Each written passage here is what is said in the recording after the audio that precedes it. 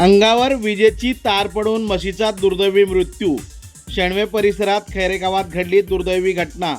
शेतकरी शहापूर गजानन तालुक्यात धारवणे पुन्हा यांचे एकदा मोठे नुकसान. जीर्ण वीजवाहिन्यांचा प्रश्न ऐरणीवर. शहापूर तालुक्यात जुने आणि जीर्ण झालेल्या वीजवाहिन्यांमुळे जनावरांच्या मृत्यूच्या घटना यापूर्वीही घडल्या आहेत. आता अशीच एक घटना खैरे गावात घडली.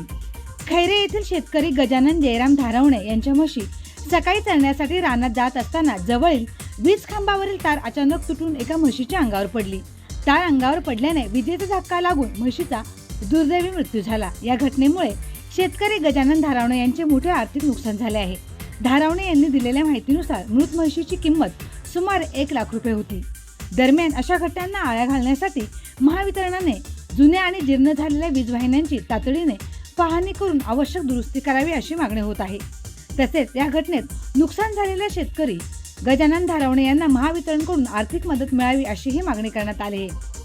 खैरे येथील या घटनेनंतर महावितरण प्रशासनाकडे गांभीर्याने लक्ष देऊन जुन्या वीजवाहिन्यांची पाहणी कधी करणार असा सवाल उपस्थित होत आहे.